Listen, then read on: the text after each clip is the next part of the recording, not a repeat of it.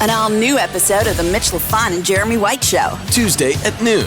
Available wherever you stream. Bonjour. There he is, the man, the myth, the legend. There he is. There you have it. How you guys doing? Live in front of your naked, steaming eyes. It's Steve I, everybody. Hey, I'm going to just real start here. We're going to get this taped, but I once interviewed Steve at a G3 concert in the back of the bus at the Bell Center in Montreal. Oh, nice. You're that guy. I'm the guy. And haven't you been barred ever since, Mitch?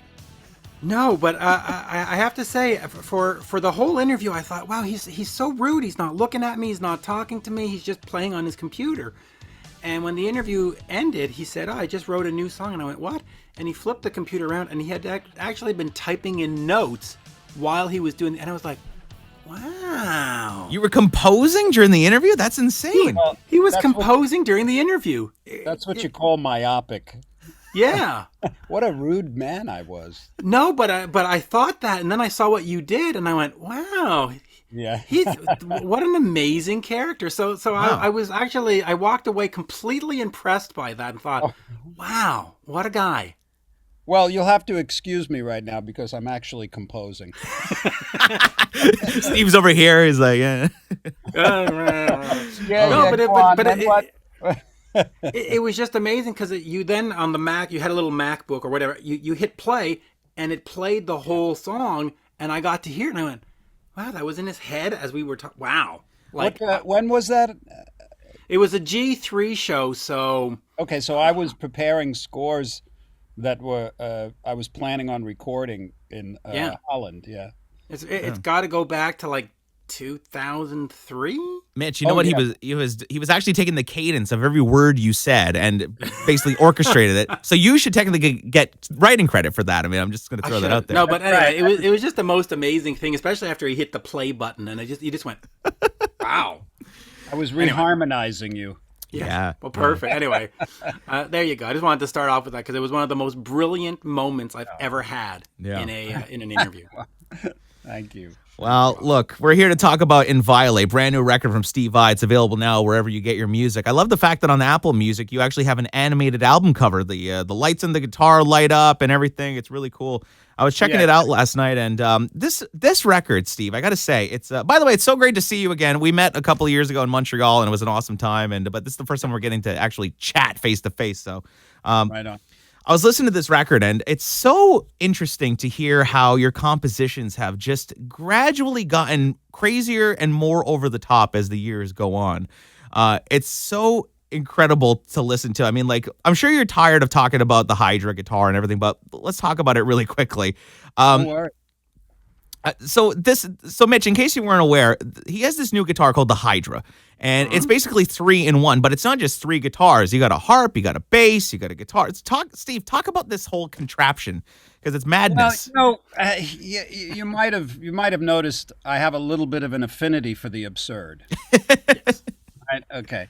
And I love that, I like thinking outside of the box. It doesn't seem like I'm thinking outside of the box. It just seems like, hey, that's a good idea. Yeah.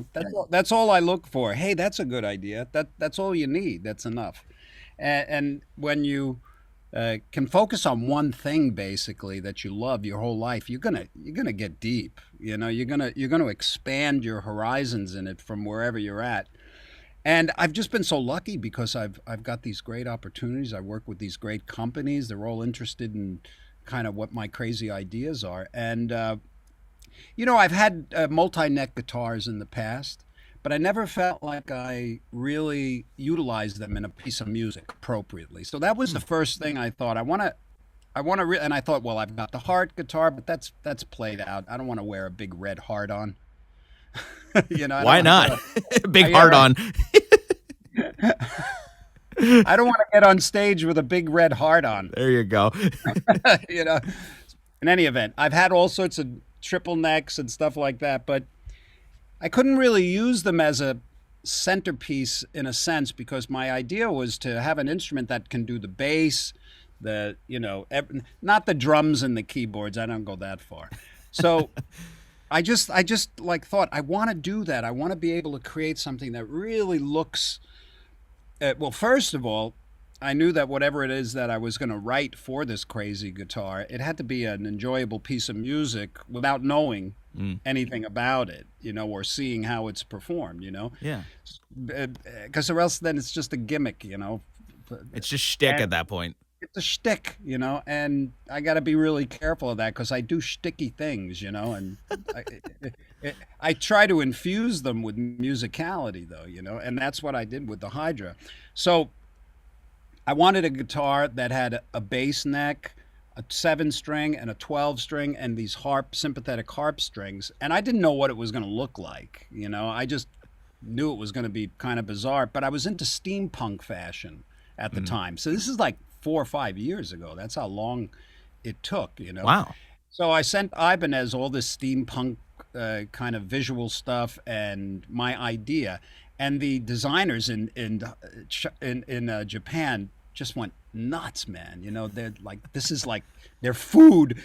Crazy idea from Vi. Yeah, let's do it. So it was good nuts. They were like, oh yeah, let's do this. They weren't like, what is this guy thinking? Oh no, this is their meat. This is their food. These guys, they're usually kind of, conservative and stuff. They just threw all that out the window, and they sent me this rendering, this, drawing of the Hydra, and I couldn't believe it. I thought, you're gonna build that, and it took about 4 years, going back and forth, and wow. At some points they came with like a cardboard cutout, and so you can adjust. Well, I think this will, and also at one point they came with a prototype. We actually have a prototype of the Hydra. It's not completed. It was for figuring it out. Trial and error. Should I put the pot there or?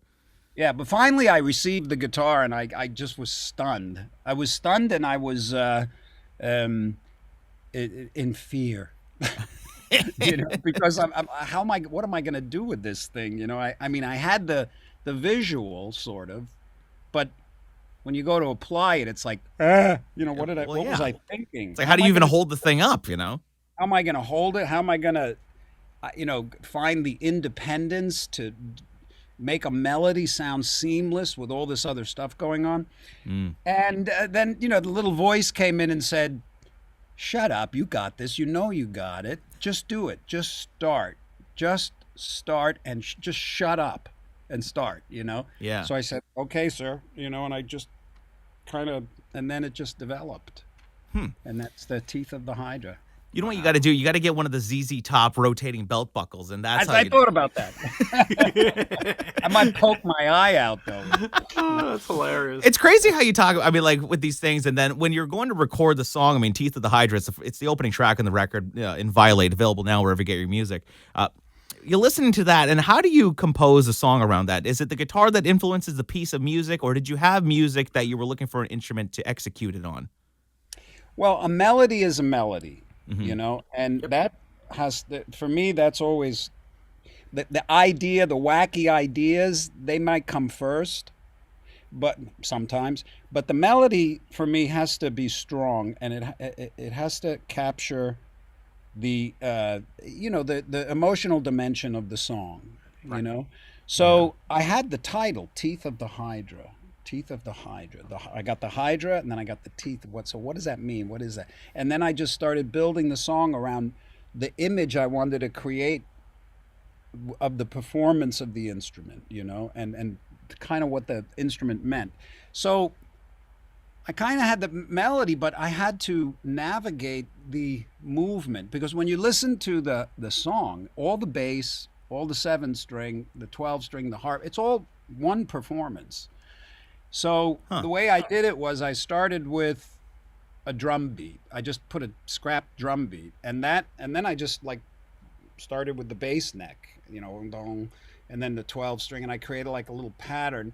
But I was conscious of leaving spaces for the melody, and when I was performing the melody, I could only pick like one note every now and then because my arm was doing other stuff.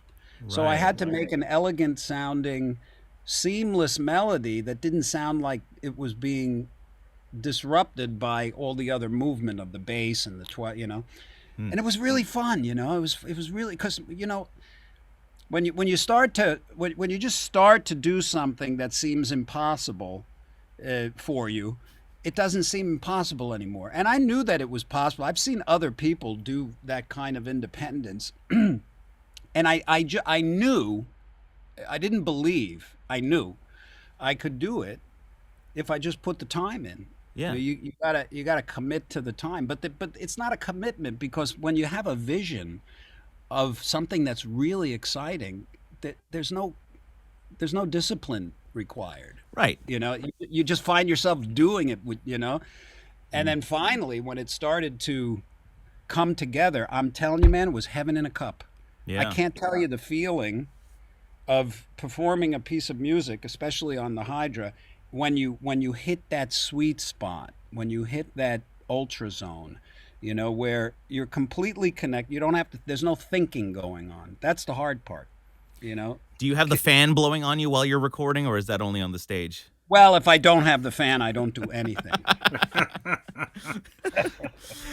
It's funny talking about the Hydra, because I mean, you're Steve Vai. You could get anything you want basically made. We were talking to Brent Musket. I was thinking of Brent Musket from. Brent Musket? No, wrong Brent. Brent, he used to play in Shania Twain's band, and he was talking about they were in rehearsals with Mutt Lange, and Mutt was like, "Listen, there's this song transposes 3 separate times, and if you bar it, it doesn't have the same sound." But it has to be open strings. So he's like, what if I just go to one of the guitar companies and get them to make us like a 3-neck guitar and have them all separate tunings? And I was like, any means necessary. Any means necessary. Well, look, that's exactly what you did with the Hydra. I mean, you got to do what you got to do. And I have to tell you something. When Mutt Lange, and Mutt Lange is a very powerful creator, man, very talented. Oh, when yeah. he said, Yeah. why not get a 3-neck guitar and tune them differently? He had access to that idea because he knew it was possible, and because he's such a great creator, he said, and we're going to do that. Yeah. We're just going to do it. So where most people would, if they can come up with that creative idea, because I know what he's talking about. You don't want bar chords on that kind of a song. You got to have these big, rich, open chords, and he's that specific. Yeah. I mean, I talk to people. Phil is a good friend of mine, and Mutt is just like forensic. Yeah. And he where most people would say that might have come up with the idea, they would say, hey, that's a great idea, but we really can't do that because, and then they fill in the blanks. Yeah. Where Mutt says, that's a good idea and I'm doing it. Right. There's a complete opposite approach. And then he figures out how. I just want to go back to the beginning and creativity, because you're sitting on that bus, you're creating, and you're always having something. Is that sort of your process, where there's just always something going on in your mind, where it's just 24 hours a day and you can't stop? Not at all. No. I if I'm not doing it, I'm stopped. Really? I practice presence. I practice non-thinking awareness, because and from that comes the inspiration for real inspiration for an idea. And then when that idea is there, then it's like, space docked. You just you're on it and you're doing it. But when I leave it, I'm not doing it. I'm in my immediate environment. My attention is completely with the person or with the event or with the world. And then when it's with the music or the guitar, that my practice is to give those things my full attention and not let my mind wander into places that it doesn't need to go. Wow, it's interesting that you're able to just fully unplug like that. I'm not. Most artists don't do that. Right. Yeah, well, that's what I work on, and because that enhances your creativity. Because people think that they. Well, you have to examine what's going on in your own mind. Is it creative and exciting, or is your mind being pulled in different directions based on, things you don't like, Yeah, things you're criticizing or blaming, or that you don't, that you hate. Right. yeah. I I would rather be thinking about music than politics. Well, yeah, Right. so would I, actually. Let me ask you this. You have been in situations where you've had songs with vocals with David Lee Roth and Whitesnake and others, and then, of course, the instrumental stuff. Do you approach the songwriting process differently when you know there's going to be vocal and vocal melody as opposed to just instrumental, or is it just I do my parts and yeah, other people can figure out the other stuff? Oh no, every song is specific, Okay. and you want to decorate the song with the appropriate, you know, if it's a Frosting. guitar, yeah, frosting, very good. And if I'm going to be working on a song with a vocalist, it's a whole different brain muscle than Right. an instrument, performing an instrumental song. Of course, there's similarities. A melody is a melody, Right. Yeah. But when a singer is singing, the guitar, if there's going to be a vocal on a track, I'm definitely looking at that dimension of what I'm going to contribute. Okay. What was the writing process like with you and David Lee Roth? Because I listen to some of those songs and it's like, one of my favorite songs is Stand Up. And I always felt like that was sort of like Def Leppard excitable, inspired, kind of like groovy, kind of fun jam song. But the riff on that is so cool. Like that could be a Steve Vai solo song, but then you got Dave on that with that hooky, catchy chorus. And I'm just curious, like, what was the writing process for something like that like? Well, Dave had a process Mm-hmm. that he was comfortable with, and it wasn't too unconventional. And basically, I would write riffs, or the guys would come in with riffs and sometimes full songs. Usually, what I would do is demo like a song, very simply, maybe with the band, and then or somebody might, like you mentioned, Stand Up. That was written by Brett Tuggle. Mm-hmm. He came in with the keyboard part, and I created a guitar part for it. Yeah. But and then Dave would take it. Dave would listen,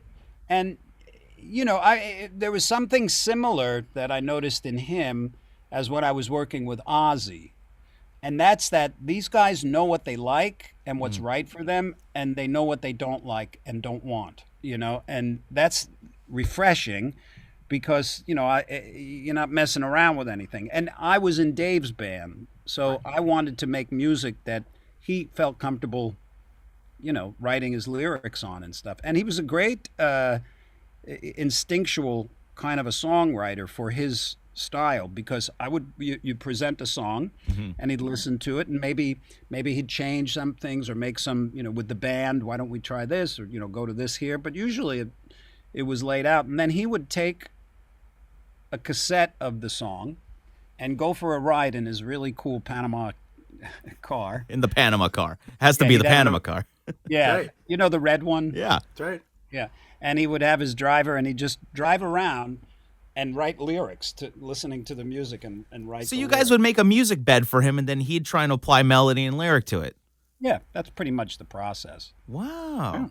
Because I think about that. I'm like, I can't see Dave sitting in the studio and say, like, oh, yeah, that's a cool guitar riff. Let's turn that into a song. Like, it's interesting that you say you went no, in. he does that. He did that too. Yeah. There was one song, "Damn Good," that was on Skyscraper. That was a riff that I had, and I wasn't even going to play it for him because I didn't think he'd be interested in it at all. Because and because it was something I was earmarking for a solo record, and I played it for him, and he goes, "What is that?" And like, let's work on that. So I was like, Wow. great. I didn't think you'd like that, and he said something funny. I'm trying to remember. He goes, that's damn Don't, good. something to the effect, because everything he said, well, not everything, but he was pretty witty. He said, don't blame me for not putting a song on my record because you wanted to put it on your record. Something like that, And so that was a surprise, and he took that and he wrote a beautiful lyric, and he would also make certain suggestions, like, for instance, Ain't Talking About Love. Yeah. That melody. Yeah. That was Dave. And Jamie's Crying. That was the the guitar melody. Yeah. From what I understand, I wasn't there, but that was Dave. Wow. According to Wow. Dave. According to Dave. And Ted Templeman. Yeah. Well, there you go. You got to love Ted. Yeah. Ted's not going to lie. Let me just quickly ask you about your time in Whitesnake, because I'm a huge Whitesnake fan, and according to the story, you didn't get it because you were Steve Vai and you were you got it because Dave saw you in the movie Crossroads and went, I like this Jack Butler guy. I should get him. I mean, is that story real? I mean, is that sort of Well, yes, it is, and it's so interesting because just yesterday, David and I still we email, we text like 2 or 3 times a day sometimes because we're kind of like, we send funny things to each other. Yeah, his Twitter's out of control. Here, and he sent me this right here, and it says Steve Vai versus Ralph Macchio epic guitar battle. When I saw this, I knew I had to work with Steven, and that was something he posted. So Wow. Yeah. he saw that. Well, that's great. That Crossroads moment, though, we always talk about the gear you use, but you talk about at other times about how that was a dark place for you to get into that character. Explain that to me. Well, he was the devil's henchman, Mitch. Of course you have to get into I a know, dark but place. I mean, it's a character. I mean, but you actually had to go there. You had to get into some kind of strange atmos. Well, here's the thing that I discovered. When I was asked to do that part, I thought I said no, thank you. I'm not an actor. I don't know how that Right.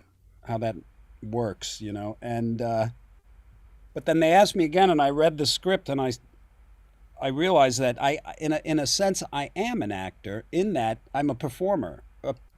A particular percentage of what I do on stage is acting. Yes. It's the way it is for a lot of performers. That's what I prefer because I like being a performer. Yeah. I do my best not to allow that to interfere with the music, obviously, but I like merging them both. So what I noticed when I started doing Crossroads is an effective actor becomes the character. And that's why it's so difficult to be a great actor, because you need a real depth of personality, a real depth of sort of embracing a personality and becoming it. So when I decided to be Jack Butler, there was elements of that were absolutely real, that were in me. Right. I could be a really, back then at least, I know I could be a really dark person, massive ego, just totally Jack Butler, the guy that has no care for anybody or anything except himself, And when I started playing the part, I could fall into that space. But whenever you are acting anything and you become that, you're creating a vibration in yourself. Right. Yeah. So I had to vibrate a very dark character, and it was fun. It was fun at the time, but it was caustic too to my just sense of Well, to your well-being. That's what I'm not that guy. You know what I mean? Yeah. And you sort of took it away from the movie set, and you were like, "Oh, I'm dark right now," and you just went, "Oh." Well, you really start. It really starts affecting you when you go into the world after being in a hit movie, and people recognize you, and they believe that you're that guy, Right. that dark character. So I think that's one of the things that David saw also. They see you on the street. That prick Steve Vai. There he is. Yeah.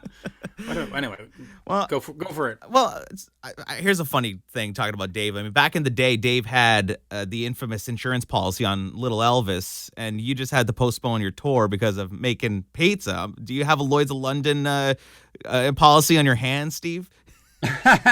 Wait a minute. Go back. What was the first part of that? Because I didn't know anything about that. So apparently back in the day, David Lee Roth had an insurance policy on what we now know as Little Elvis, which I guess it was his cock.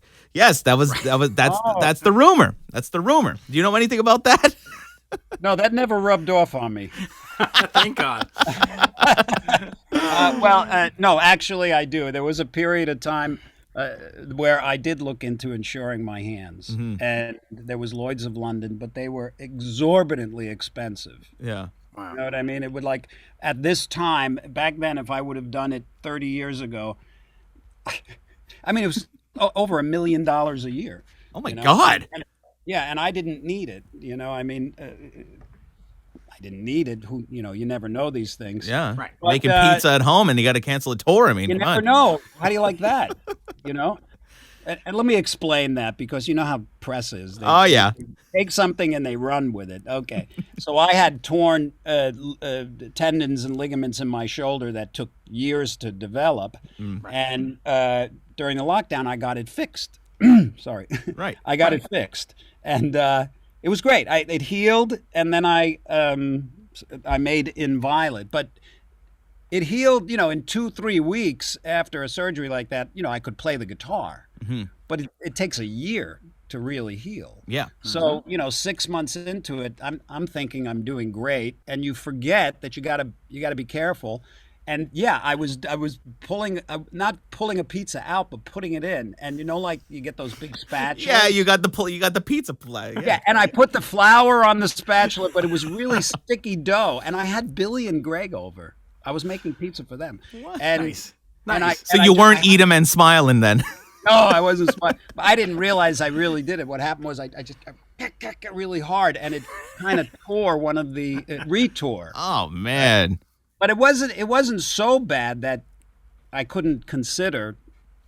Yeah. Well, I still made the record, but it wasn't so bad that I couldn't consider doing the record.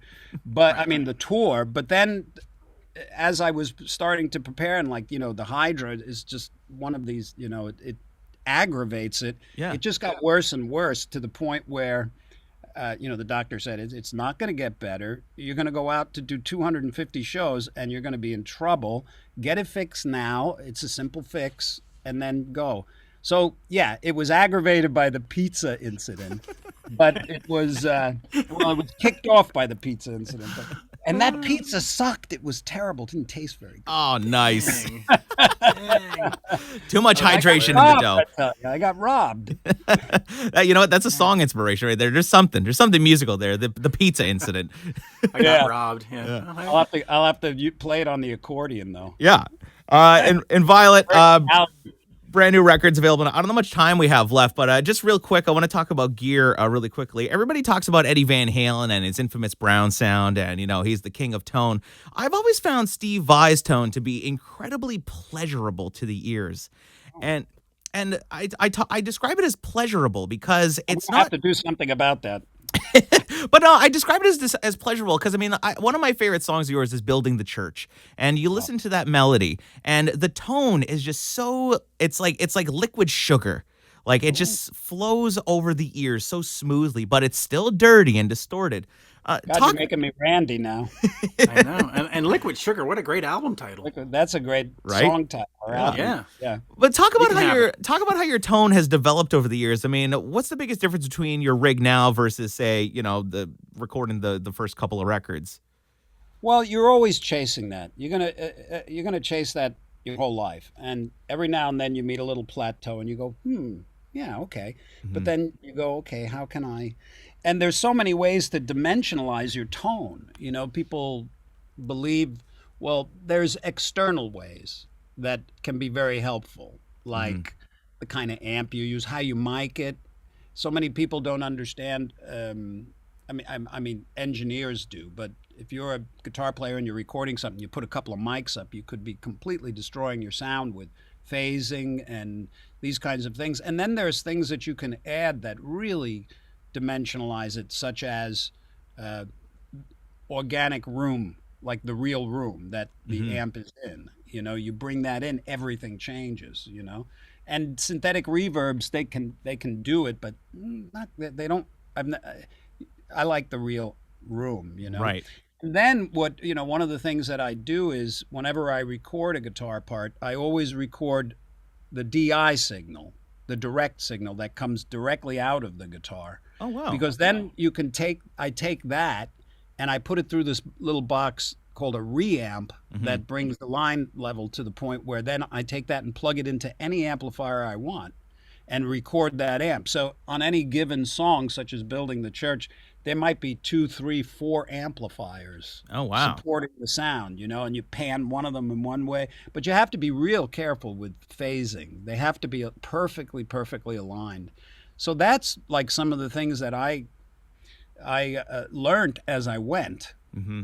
And it always helps. The greatest advantage that you can receive is to work with really good people. and watch them, and just watch them and ask questions when you can. That's how I learned everything working with Frank. You couldn't sit and ask him too many questions. You just had to observe. Yeah.